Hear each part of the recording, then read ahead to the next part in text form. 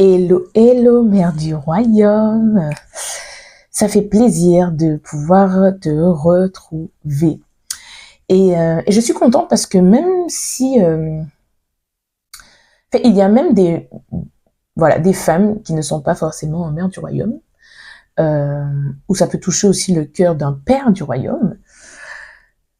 Mais l'essentiel, c'est de ces vidéos, c'est de pouvoir... avoir un regard sur les enfants qui nous entourent. Et si on peut planter des graines dans leur cœur, alors vous aurez gagné beaucoup. Vous aurez gagné énormément. Aujourd'hui, la thématique, c'est de rendre nos enfants responsables.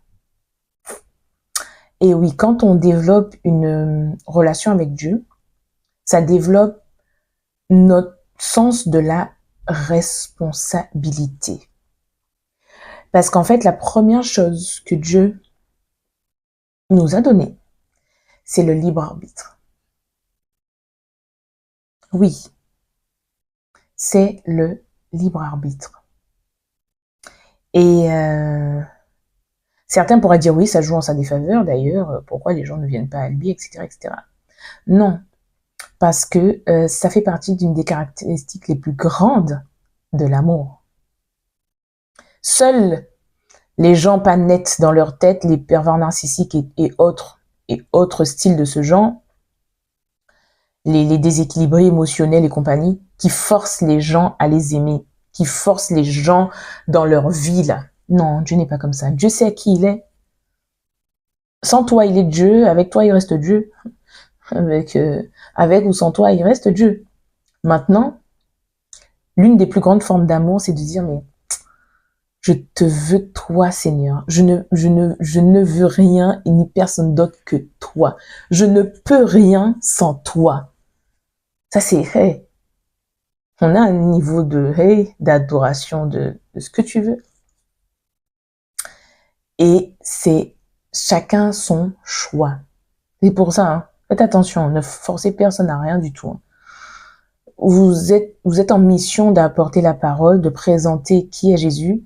La personne veut, gloire à Dieu, la personne ne veut pas.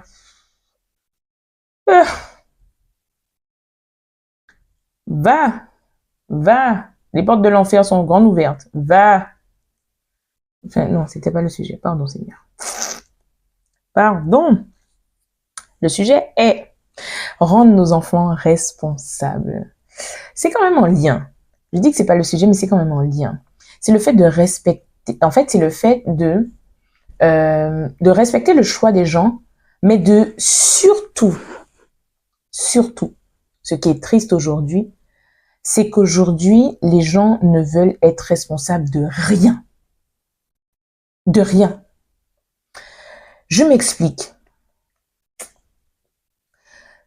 Souvent, on peut entendre « je n'avais pas le choix ». Oh, moi, c'est un truc que j'ai du mal. Hein. Enfin bref, j'ai du mal. Je sais pas si je vais développer aujourd'hui, mais quoique, oui, c'est en lien. Ou je n'ai pas fait exprès. Mais ça, je n'ai pas fait exprès. C'est pour ça que la vidéo, c'est rendre nos enfants responsables. On l'entend surtout dans la bouche des enfants. Ils ont fait tomber quelqu'un, ils ont fait tomber quelque chose. Je n'ai pas fait exprès. Mes enfants, voilà, quand ils ont tendance à le dire, moi, ils le disent de moins en moins parce que je les reprends en leur disant, ce n'est pas que tu n'as pas fait exprès. Tu l'as fait volontairement. Au début, ils ouvraient leurs yeux, mais non, et puis ils commencent à pleurer. Je dis, attention. Mais tu n'as pas cherché la conséquence. Pourquoi? Parce que souvent, on mélange les deux. Tu n'as peut-être pas voulu que ça produise cela, mais tu es quand même conscient de ce que tu as produit dans un premier temps. D'accord?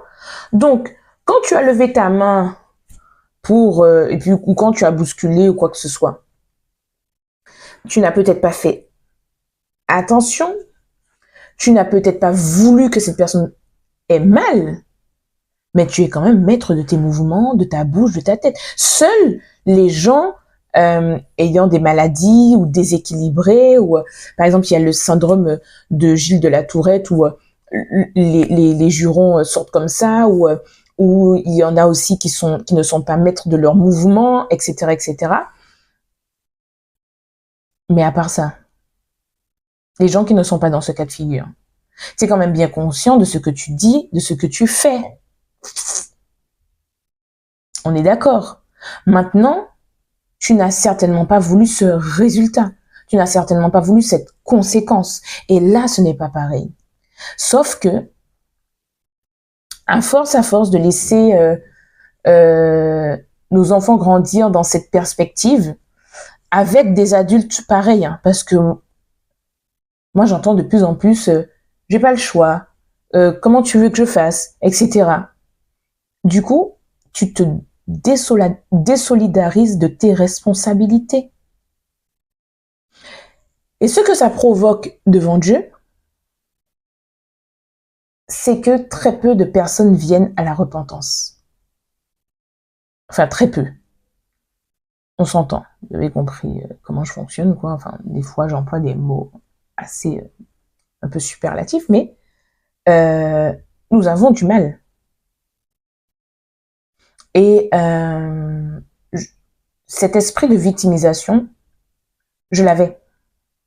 Parce que même si je demandais pardon à Dieu, mais je demandais pardon comme je demandais pardon à un être humain. Alors que la repentance, la réelle repentance, c'est de dire, Seigneur, je te demande pardon d'avoir laissé l'ennemi ruminer, mettre ses pensées à l'intérieur des miennes et d'avoir nourri ses pensées.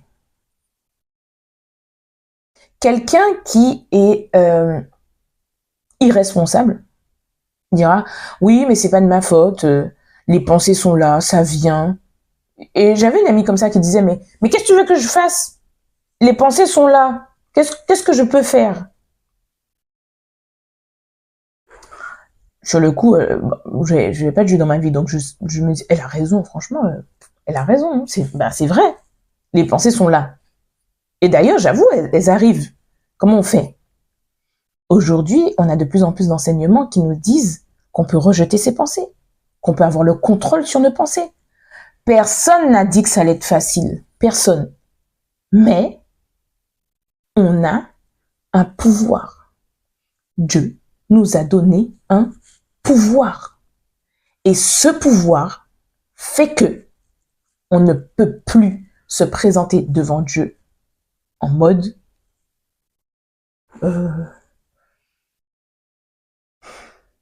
pardon, hein, mais je savais pas, mais c'est pas de ma faute. Non, on peut pas. On peut pas. Ou alors vous avez le droit de le faire, mais faut pas s'étonner s'il n'y a pas de résultat derrière. Parce qu'après, on accuse qui? On accuse Dieu. Des enfants irresponsables sont des adultes qui accusent Dieu demain pour tout et n'importe quoi. Donc, je ne dis pas que tu as choisi, et la seule chose que justement, on n'a pas choisi, c'est la famille dans laquelle on arrive. Allez. Il y a des situations. Non, je ne veux pas arriver sur ce terrain parce que c'est très large, c'est trop large. On pourrait prendre au cas par cas, mais ce n'est pas le but de la vidéo. Parce qu'on va dire, oh non, mais moi, cette situation de violence, je ne l'ai pas choisie. Cette situation que mes parents ont fait ci, je ne l'ai pas choisie. Certes, il y a des situations,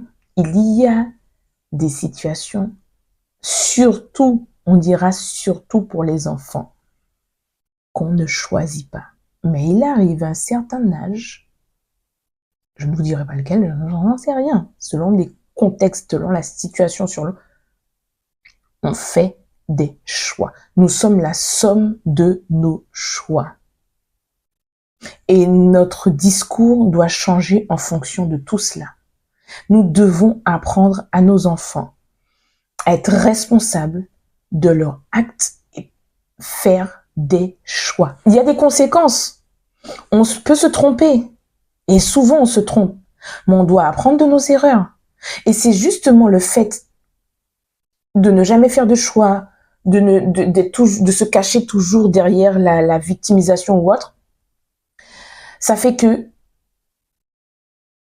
on a tellement peur de l'erreur, on ne fait aucun choix, on ne va nulle part. Une fois de plus, on accuse qui? On accuse Dieu. Tout simplement.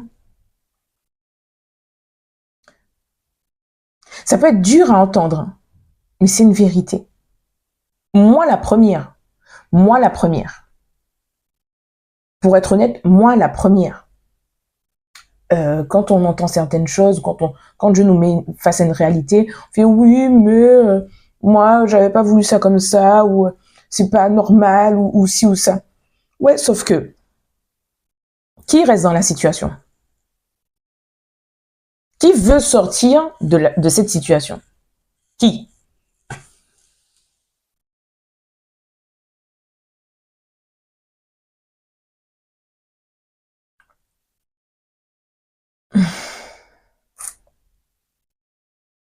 Permettez-vous de faire des erreurs, mais c'est en faisant ces erreurs et en restant accroché à Dieu qu'on avance. Je dis pas qu'il faut en faire tout le temps, tout le temps, tout le temps. Maintenant, ça arrive, point. Ça fait partie, point.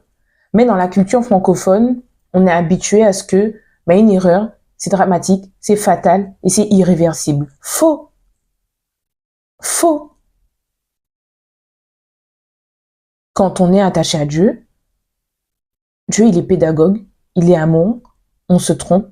Seigneur, j'ai fait ce choix, je te demande pardon, certainement par manque de connaissances, ou alors je le savais, mais j'ai délibérément fait ce choix parce que j'avais pas envie d'aller j'avais pas envie de passer par la voie de la souffrance, ou j'avais tout simplement pas envie de faire comme ça, j'avais envie de faire qu'à ma tête, point. Mais aujourd'hui, je me rends compte que j'ai fait n'importe quoi et je viens devant toi humblement pour te demander pardon parce que voilà, j'ai été trop loin et que je sais qu'il y a que toi qui peux réparer cela. Humilité, et là t'avances. Mais quand tu te couvres en mode, en fait, j'ai pas fait exprès. Regarde, les gens, ils jugent, ils accusent, ils font tout, ils font gna gna gna. Et puis, d'ailleurs, moi, mes prières, elles bougent pas. Et puis, c'est certainement Dieu qui m'a laissé dans cette situation. Il veut, non, non, non, non, non, tu n'es pas comme ça. Tu n'es pas comme ça. Il a dit, humiliez-vous sous la main puissante. Sous ma main puissante, humiliez-vous.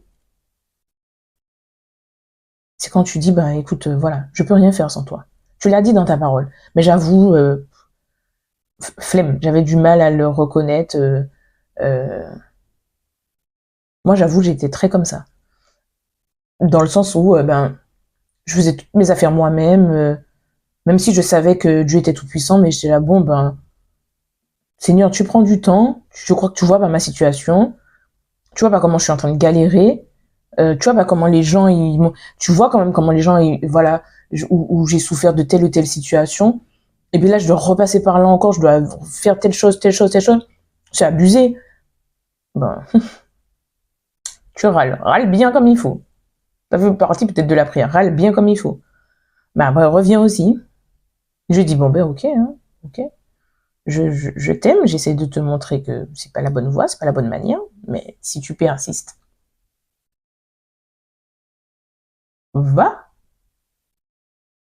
va. Puis après, les gens vont dire, oui, mais Dieu m'a puni. Non, c'est pas une punition.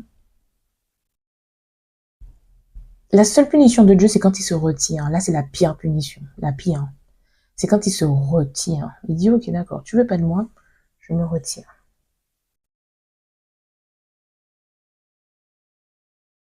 Pourtant, il est juste gentleman. Il dit juste, ok, tu veux pas de moi, ça me fait de la peine, mais je me retiens. Ça, c'est la pire punition. Parce que même quand il corrige, c'est le plus bel acte d'amour. Et quand je punis, c'est quand il se retire. Donc on ne peut pas parler de punition de la part de Dieu. Dieu est trop amour pour parler de punition. Mais c'est nous qui nous éloignons. Et donc il se retire. Donc ça revient à pareil. Donc, quand on guide nos enfants, remettons les bons mots dans leur bouche et aidons nos enfants à devenir responsables. Pourquoi je me suis autant attardée sur les adultes? Parce qu'en fait, nous sommes tout simplement les modèles qu'ils voient. Et un enfant s'attarde plus à faire ou à devenir en tout cas ce qu'il voit que ce qu'il entend. Donc, commençons à prendre nos responsabilités et nos enfants vont prendre ce chemin, même si c'est pas dans l'immédiat. De toutes les façons, en général, nous, on change pas dans l'immédiat non plus. Donc, donnons du temps au temps et ayons compassion de nos enfants en leur donnant ce temps d'évoluer, de grandir, de les accompagner. Et on les accompagne comment? En laissant Dieu nous changer nous-mêmes. Et ça se fait... vous verrez que vous aurez tellement compassion de vos enfants. Parce qu'on est facile, c'est très facile pour nous d'être prompt, à être dur avec nos enfants, avec les gens qui nous entourent. Mais quand il s'agit de nous, c'est chaud. Donc, avec toute la miséricorde, toute la grâce de Dieu, je t'exhorte à travailler sur ton sens de la responsabilité. Être indulgent avec soi, mais être responsable. Grâce et faveur sur ta vie.